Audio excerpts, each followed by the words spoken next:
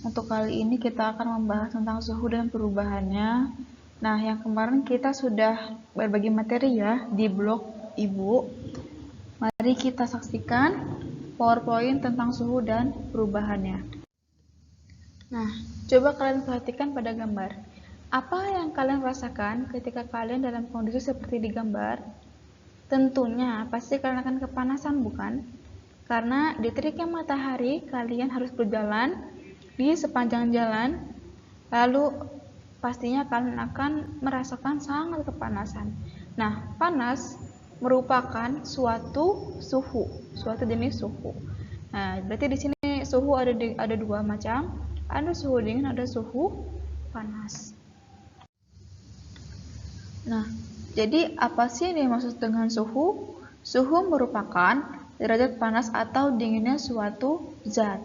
Ya, jadi kalian kalau merasakan kedinginan atau panas, nah itu merupakan suhu tubuh kalian. Nah, selanjutnya, Nah, di sini ada yang namanya alat ukur suhu. Alat ukur suhu bisa juga disebut dengan termometer. Nah, di sini contohnya ada dua yang kalian umum jumpai. Yang pertama ada termometer air, yang kedua ada termometer raksa. Nah, termometer air ini berfungsi sebagai termometer yang untuk pada di lab ya. Kalau misalkan termometer air raksa, nah berarti dia contohnya yaitu termometer badan. Oke, perbedaan dari raksa dan alkohol atau pengisi dari zat termometer. Yang pertama, keuntungan dari raksa yaitu mudah dilihat karena warnanya mengkilap.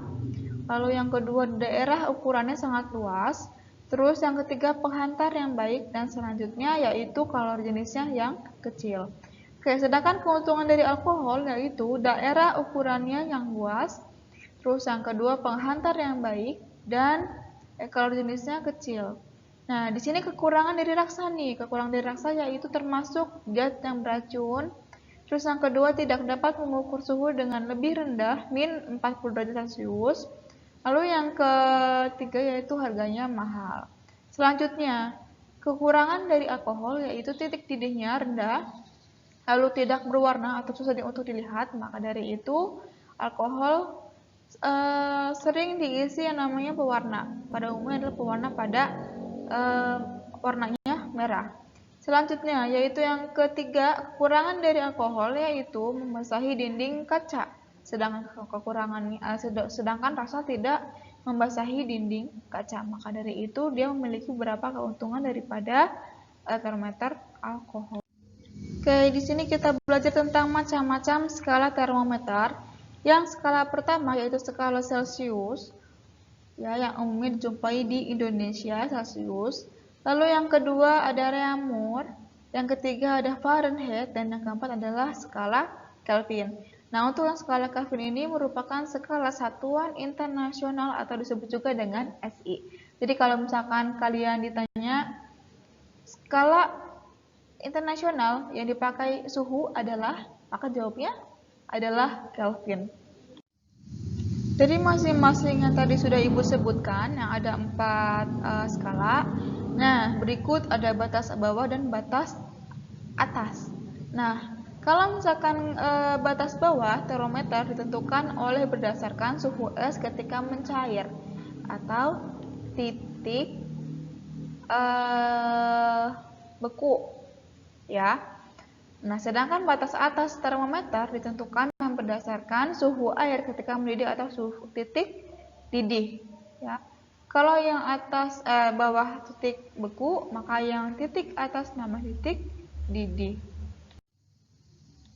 Oke, di sini ada 4 skala yang tadi sudah Ibu sebutkan.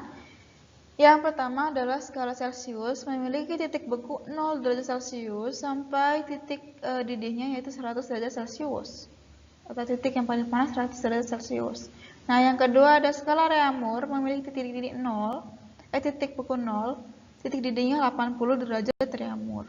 Nah, sedangkan yang Fahrenheit, titik bawahnya atau titik bekunya 32, sedangkan titik atasnya yaitu 212.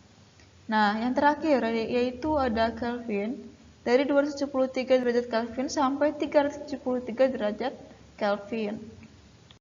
Oke, yang terakhir kita belajar tentang konversi suhu. Kemarin kita sudah belajar tentang di blog ya. Konversi suhu yang pertama yaitu dari Celcius ke Reaumur, yaitu berarti 4/5 dikalikan T. T ini apa sih, Bu? T ini merupakan suhu yang diminta. Misalkan kalian diminta untuk mengubah 30 derajat Celcius ke derajat Kelvin atau Reaumur. Nah, maka yang 30 itu merupakan T-nya atau suhu yang diminta. Selanjutnya ada derajat Reaumur ke Celcius, itu rumusnya 5/4 dikalikan T. Selanjutnya Celcius ke Kelvin, rumusnya adalah T ditambah 273.